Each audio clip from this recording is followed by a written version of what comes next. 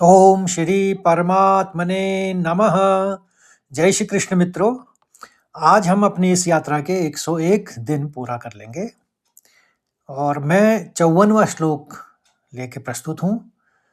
अब यहाँ से एक बहुत ही महत्वपूर्ण संवाद शुरू होता है कृष्ण भगवान और अर्जुन के बीच।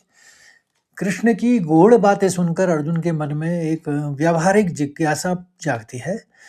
वह उस आदर्श व्यक्ति का चित्र अपनी आंखों के सामने देखना चाहता है जिसकी चर्चा कृष्ण ने पिछले श्लोक में की थी। प्रसंग यह है कि अर्जुन भगवान श्री कृष्ण से उस स्थित प्रज्ञ या स्थिर बुद्धि वाले महापुरुष की लक्षणों और उसके व्यवहार के बारे में विस्तार से जानना चाहता है। तो श्लोक की तरफ बढ़ते हैं।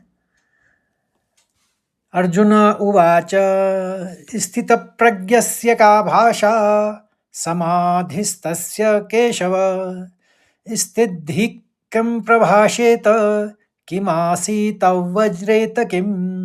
एक बार और सुनिए। अर्जुन उवाच स्थितप्रज्ञस्य क्या भाषा समाधिस्तस्य केशव स्थितिः किं प्रभाषेत किमासीत व्रज्रेत किम।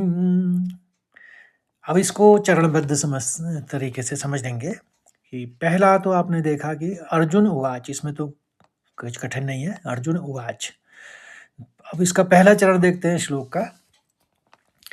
3 शब्द हैं। स्थित प्रज्ञस्य का भाषा। अब आघातों को समझना है तो आघात को लेते हुए उच्चारण करेंगे।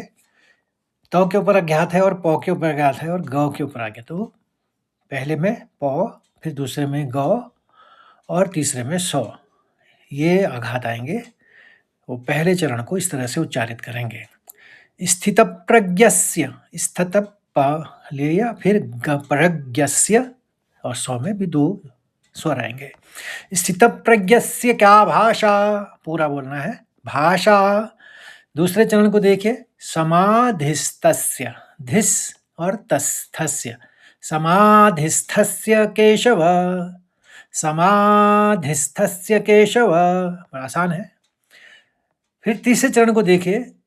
स्थित, स्थित आप बोल लेंगे। फिर धीक, बड़ी ई की मात्रा है तो दीर्घ उच्चारण होगा और ख का विसर्ग है क्योंकि आगे वाला शब्द क है और उसमें उसका अनुस्वार जो है वो म है क्योंकि आगे वाला शब्द प है।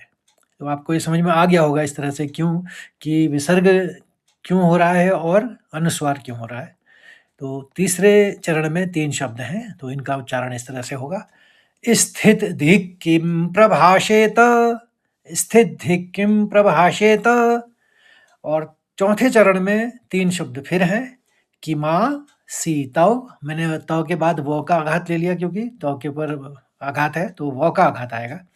किमासी तव वज्रेत किम, व्रजेत किम, व्रजेत किम, व्र पहले आ जाएगा। व्र में रौ की मात्रा है। व्रजेत किम, किमासीत व्रजेत किम। अब और ध्यान से सुनिए, दोबारा मैं बोलूंगा। अर्जुन उवाच स्थितप्रज्ञस्य का भाषा समाधिस्थस्य केशव स्थितधिक् किं प्रभाषेत किमासीत व्रजेत किम। एक बार और सुनिए।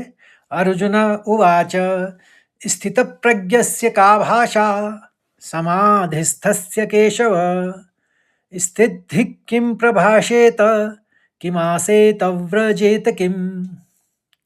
अब इसके शब्दार्थ और भावार्थ को भी समझ लेते हैं।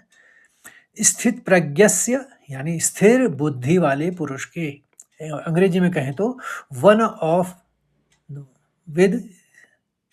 One with steady wisdom, sorry. और का भाषा, क्या लक्षण है, क्या व्हाट इज हिज डिस्क्रिप्शन। समाधिस्तस्य, समाधि में स्थित, इन द स्टेट ऑफ समाधि।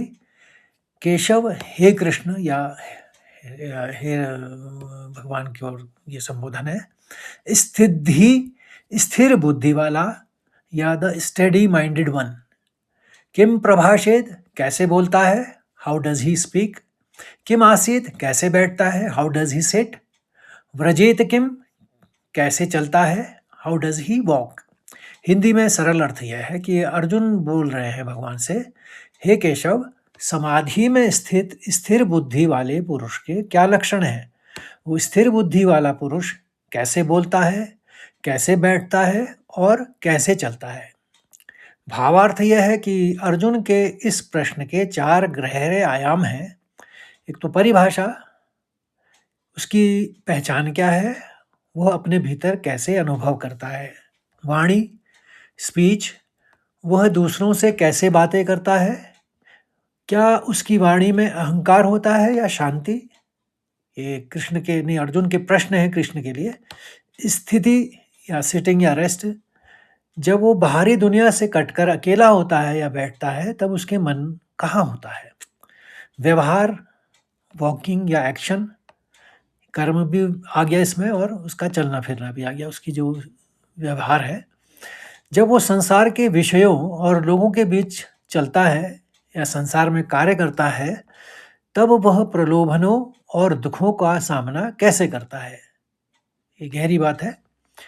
अर्जुन यहाँ यह समझना चाहता है कि ऐसा व्यक्ति कोई एलियन जैसा तो नहीं दिखता है, कोई बाहरी दुनिया को तो नहीं है, या वो हम जैसा ही होकर भी भीतर से पूरी तरह से बदला हुआ होता है। तो आशा करता हूँ मित्रों आपको ये श्लोक भी अब अच्छी तरह से समझ में आ गया होगा, और अच्छा लगे तो लाइक करिए, शेयर करिए और दूसरे लोगों को भी जोड़िए इसमें, इस यात्रा में, वो भी इसका लाभ ले लें। देखिए इसका पढ़ने का महत्व ये है गीता का कि आप, जैसे मैंने पहले भी बताया था, अपने जीवन में किस तरह से इन श्लोकों को ढालते हैं, क्या इनसे शिक्षा लेते हैं और कितने आपके अंदर चेंजेस आते हैं, कैसे आप बदलते हैं या उनको साधते हैं इन श्लोकों को अपने जीवन में, ये बहुत महत्वपूर्ण है। तो कल फिर नए श्लोक के संग यानी 55वें श्लोक के साथ मिलते हैं। तब तक के लिए जय श्री कृष्ण, राधे राधे।